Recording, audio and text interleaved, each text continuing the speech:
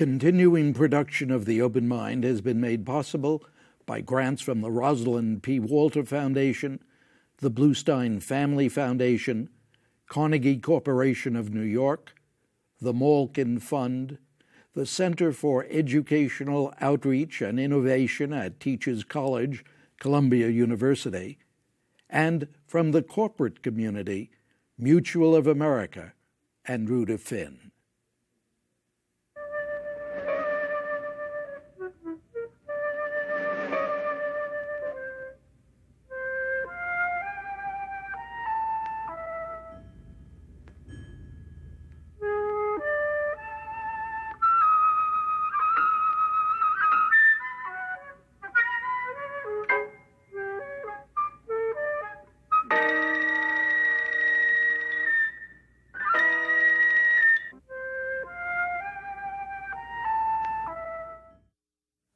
I'm Richard Heffner, your host on The Open Mind. And when I go back through the annals of this weekly series of conversations with public persons, I find that for nearly 3 decades now, many of the most provocative and most fun were conducted with my guest today, Dr. James Wall, a United Methodist clergyman, most of that time the editor and now senior contributing editor of the Christian Century magazine, long one of the most distinguished religious publications in contemporary America. Now, that's not, as you might suspect, because of any traditional religious proclivities of my own, nor even because I love to needle my friend as a holy roller while he stereotypes me as a godless media person, but largely because over the years, and on our many programs together, Dr. Wall has provided my viewers with such acute observations on the role religion plays or doesn't play in American life, particularly its politics. Today, of course, with some time for thoughtful reflection after George Bush's re-election, with the staunchest support of his religious base, this subject is uppermost in the minds of many Americans, some pointing with pride, others viewing with alarm. And just where, I wonder, is my friend Jim Wall? You don't have to wonder too long, because I'm viewing with alarm. I'm a part of the mainstream Protestant community, and that's not George Bush's base. What do you mean it's not his base? George Bush's base is evangelical, Protestant, self-declared, born-again Christian community. That large? Well, let me give you some figures. It's large. It's quite large. This time there were 23% of the people who voted in the presidential election who so declared themselves to be born-again Christian Protestants. Of that 23% of the base vote that George Bush had, 78% of them voted for him. 21% voted for John Kerry. When you can start with a base of that size, that dedicated, that emotionally tied together with the president, you're starting with a very strong chance of winning. How in the world then, in the future, in 4 years from now, in 8 years from now, could it result any other way? Well, the mainstream Protestant churches with whom I am most familiar take the position that the trouble with the base that George Bush built up was that it was so narrowly constructed around a few very precise, emotionally laden issues, abortion, gay marriage most particularly, that we do not think can last, because religion at its best for all people, regardless of whether they're in that Bush base or in the mainstream Protestant base, is concerned with more than those two specific issues, important though they are. Much more is involved in religious concerns, much more about the need for curing poverty, the need for stopping wars, the need for a balanced way of looking at how the government spends its money, not on military matters, but on health care, on education, on things that benefit the citizens. That, I think, will possibly change if enough people work at making it change.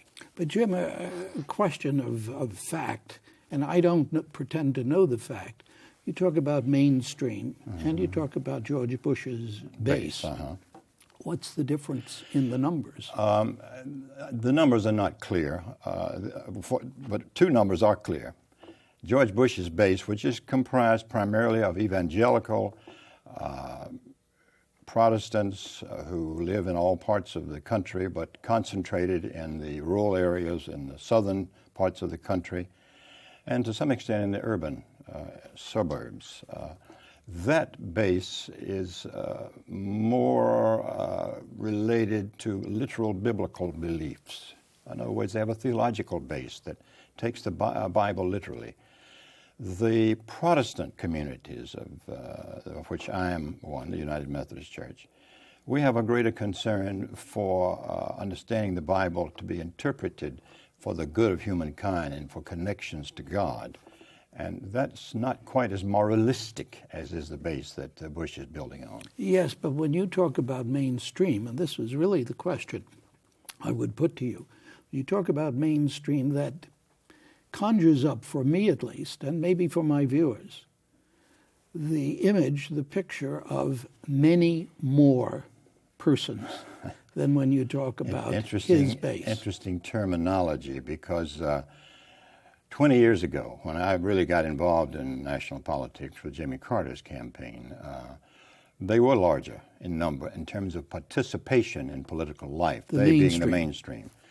The mainstream would be the recognized denominational groups in the country: Methodists, Lutherans, Presbyterian, United Church of Christ, Episcopalians. They were the mainstream. They were the people who basically founded this country as a Protestant state in many ways.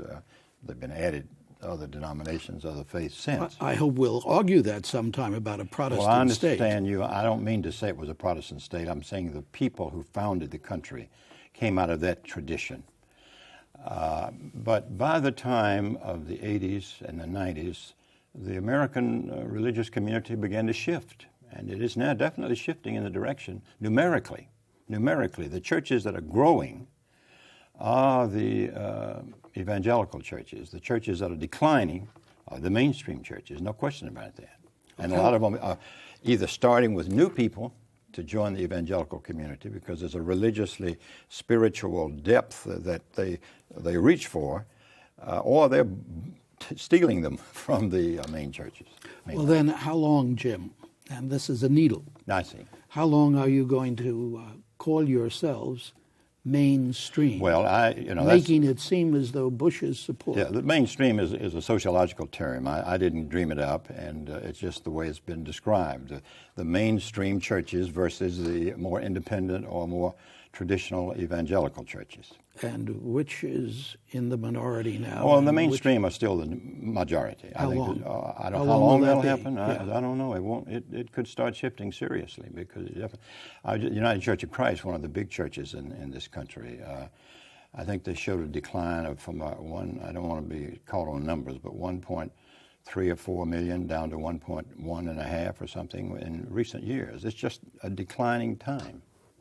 Well, then, don't you see, and perhaps fear, the continuing growth of what we've called the evangelical Christian base? I don't fear the growth of the evangelical base. I just hope that the spiritual zeal that's found in the evangelical base can be made to broaden out, to include more than just some narrowly focused matters. Because you know what happened in this last presidential election was a very skillful handling by Karl Rove, who put this whole thing together, to go out and get these evangelicals to get behind George Bush.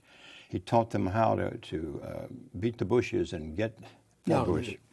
He didn't beat the Bushes. They didn't beat them, and to get them to use their mailing list in their churches, to get organized the way labor unions used to organize and liberal activist groups used to organize, and they're not doing as quite a good a job as they should have done this last time for Kerry's sake. But they tried.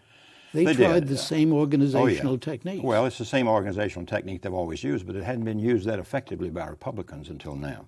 This is where Rove did it. And he, in order to energize this base, he skillfully picked on the two main religious issues of abortion and the fear of gay marriage. Massachusetts, the place where John Kerry comes from, the place where Ted Kennedy comes from, all of the negative things that the Bush base feels about the country can be found in Massachusetts, including the fact that it's there in that state that you can legally get a marriage if you are a person of a gay persuasion. So that, and with 11 states, and I'm sure Rove had a lot to do with this happening, putting on their ballot in the same election as the Bush-Kerry race, the amendments to define marriages between a man and a woman. 11 states did that, including Ohio, a critical state. Now, when you get people coming out to vote against gay marriage, who will also come and vote for George Bush, they're motivated. They wanted to vote for Bush, but they may not have bothered. But with this gay marriage vote, they were motivated. Okay, it's been many, many, many years since you were President Carter's or candidate Carter's, Governor Carter's man in Illinois and ran that campaign. You predicted many things then. You saw things happening. What do you see happening now, politically speaking? Well, I think unless the Democrats do a great deal of work between now and 4 years, for the next election, and if the Republicans bring themselves out with a red state, amiable, attractive candidate like George Bush, which is what he certainly was, amiable and attractive, but with all those conservative emotions, the Democrats are going to lose for several times more until they begin to build up some kind of... The Democrats cannot win. I've written this in my magazine, so I might as well confide it to you. Democrats cannot win with a United States senator. They've got to stop trying to do that. And the reason is simple. You go in with a senator who has had 30, 25, 20 years of... Roll calls, nuances. You know, I voted for the capital punishment even though I'm against capital punishment because I wanted to put cops on the street. That was a John Kerry line in one of his debates when he was running for re-election to the Senate. Now, you know what he means, and I know what he means, and he knows what he means. He means that you negotiate in the Senate. But when you're running against a George Bush kind of candidate where things are very simple, are you for it or are you against it? Well, that's not the way the Senate works. You have to be, you get things done by negotiating. I wrote a piece about, in my recent piece, about Barack Obama, whom I admire a great deal, is a good friend of mine in Chicago, the new United States Senator from Illinois, in which I said, don't try to run him for president after he's been 6 years as a senator, because he's going to have to make a lot of compromises. He's going to have to vote for this amendment in order to get this bill passed and negotiate. That's not going to happen. We the Democrats, I usually am voting Democratic, will need to get ourselves a red state governor and somebody that can appeal with all the nuances and the history and the background. Now, that doesn't speak well for democracy. I recognize that because a senator does do some valuable things. That's the way democracy works. But it doesn't speak well for democracy to say that in the simplistic way in which media handles politics today, a nuance does not sell well. When you say the simplistic way, and naturally you have to return to your constant battle against the media, and despite your stereotyping of me, you know that I join you in much of that. But it leads me to ask whether the media haven't become perhaps a negative, but a very realistic handmaiden of democracy. That what the media have done has been to spell out even more the will of the people. Can you escape it? I would go back now to our friend Alexis de Tocqueville and wonder whether majoritarianism, the thing of which we're so proud, the voice of the people, is at least approximate the voice of God, whether the media aren't simply pushing that nice American idea. You mean they're in favor of that nice American idea? Well, I'm not talking about favor. That's the way they function. I don't know that media has always been as commercially competitive as it is now. I know they used to sell papers on the streets of New York, and one boy tried to outsell the other boy. I mean, that's been a part of media from the very beginning. But right now, the commercialization of our media, especially the television media and radio, has become so obsessively desirous of making profits that they will do whatever they think will sell. Now, whether that means what the people want is another matter. Well, that's what that will sell to the public. Jim, to sell, somebody has to buy. When you sell counterfeit, someone is buying counterfeit. When you sell nonsense, someone is buying. Yeah, they're buying it. But it seems to me you're arguing or suggesting that the public is so shallow that it will buy this stuff all the time, and therefore what the public wants, the media will just turn around and give it to them, and that's what happens. But it shouldn't be that way.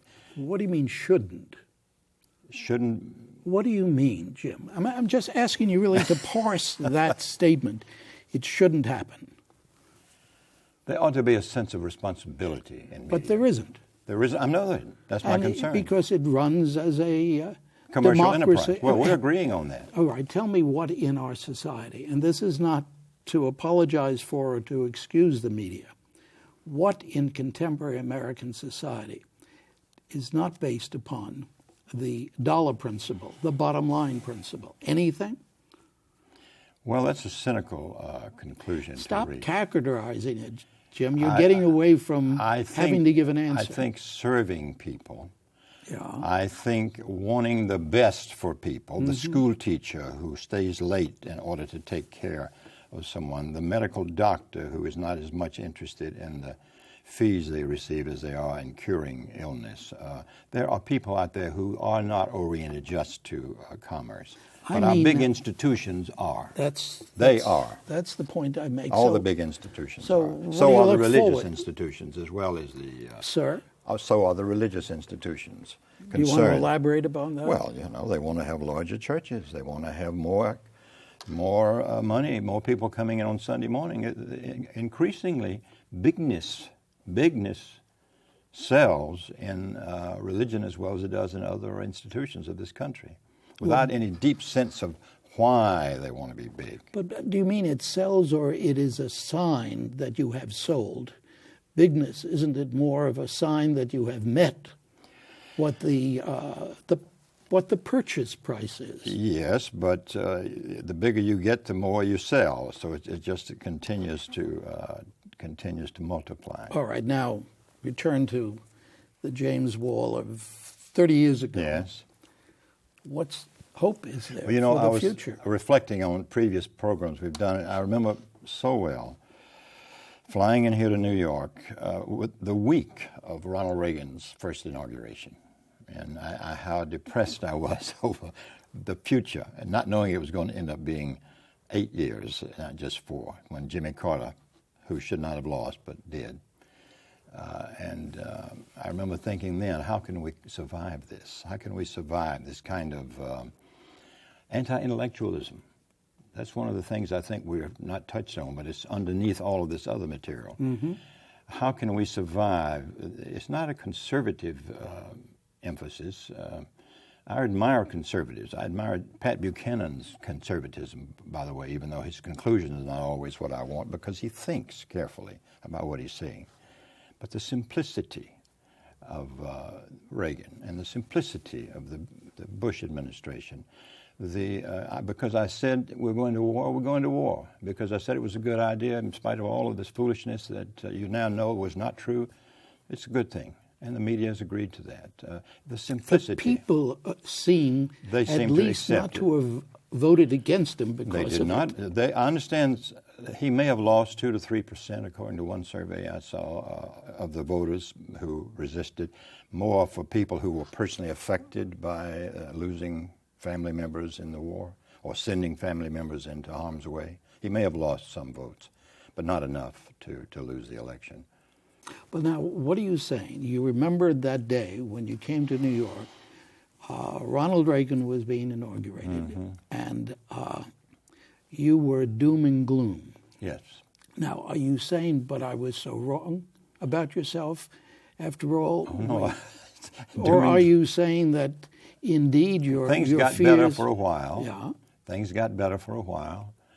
The sun shone again in the country. I think we made some progress, but Bill Clinton let me down in certain ways that we certainly know about. And it's just, this is politics. You hope that things will get better, and you settle for 2/3 of things being better, and that's the way it's always going to be. But you're looking for, and I keep looking for, I found him in Jimmy Carter. I mean, you know my admiration for him is unbounded. Somebody with integrity, somebody with commitment to the well-being of people. There are people out there waiting to run for office, and we must grab them and encourage them to run and hope they can batter through this media simplicity that forces them to explain things in simple ways. Does it make you feel better to beat up on the media rather than to see the media as simply another symbol, another symptom of what you're describing as America? The media has so much influence, and contributes so much to this simplicity that I beat up on them. They're out there to be beaten up on because of the, I was sitting at a place for breakfast this morning, and one of the talk shows was playing, and I was obligated because everybody else was watching, and I catch it up. And I declare, in 30 minutes, 3 fistfights broke out on the people on the stage. You know the show I'm talking about. We don't need to discuss it, but that's awful. It's just the sort of doing that to make money. That's why the show's on the air. But you see, Jim, my concern is that by saying media, you're able to focus over here when the picture is so much broader. The concerns, our concerns, your concerns should be so much broader. And, doggone it, maybe you have to begin to question the basic political assumptions that we have made for so long about democracy, about majority rule. You think not? Do you want to just go beating the media people on the head? I don't know of a better alternative right now. I don't either, but until we stop asking the wrong questions or pointing in the wrong direction, how are we going to search out? The media is you're right, it's a target I work on a lot, but money in politics is another target that people are concerned about that needs to be stopped. I mean, the way money shapes how we vote, controls our voting. The people with the money that give it, the people who know how to raise the money that get it, the people who are in the Congress who vote in order to get more money. I mean, money is really corrupting. Well, we know process. that John McCain and a few others have made efforts that have not proved yet good enough, strong enough, but we know that they intend to make more efforts. What efforts would you make in reference to the media?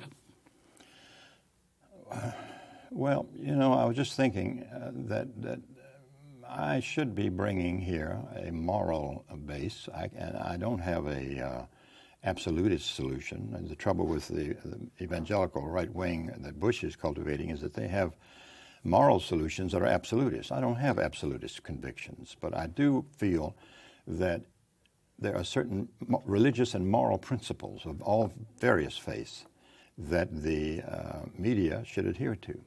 Integrity, honesty, a willingness to probe when authority tells them to do something. Don't become embedded with the military when they go off to war. I think that's one of the worst things that we've had happen to us in this war in Iraq. We've become, the media allows itself to be embedded as it travels into Iraq, which means everything they see and report on is controlled by the people who are fighting the war. Jim, do you hesitate to say that when you expressed your respect for teachers and the educational grouping, would you hesitate to say that what we are talking about here is the profit-making world and the non-profit-making world? No, I'm not, because I'm just thinking you were getting me to say bad things about the media. What do you mean getting you to say? But there are so many people valuable in the media that we depend on, that depending upon your point of view, obviously, so that a Molly Ivins columnist, for example, a Maureen Dowd columnist, for example, those columnists bring me joy whenever I read them, because at least they're poking at the establishment in a discerning manner. And that I find extremely rewarding. So, yes, and of course there are those courageous editors and managing editors and writers and reporters that we don't hear about, except that they finally produce some truths and they finally produce some digging and they finally refuse to accept things. I mean, you get Chain of Command, the author of Chain of Command, Seymour Hersh. What he did with the New Yorker magazine article, which is now in a great book, Chain of Command, to reveal Abu Ghraib's horrors. The journalists are out there, but it's just the bulk of the leadership, the commercially oriented media leadership that bothers me. We only have a minute and a half left, which gets you off the hook.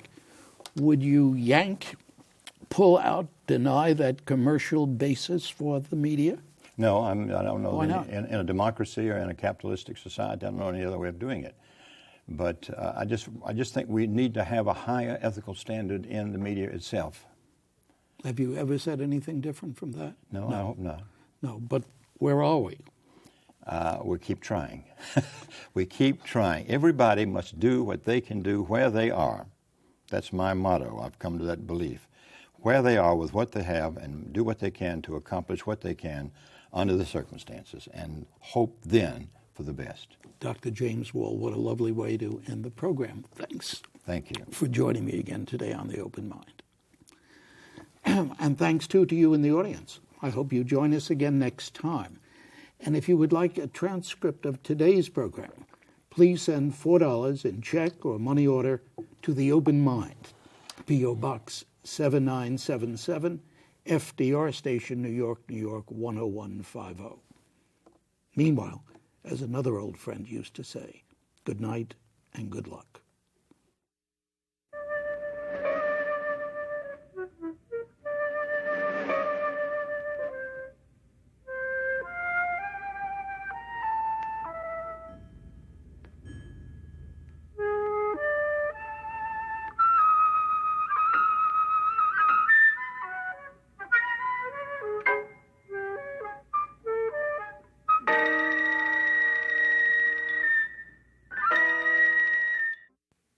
For nearly a half-century now, our purpose here has been to provide the light of reasoned discourse rather than the heat of verbal battle.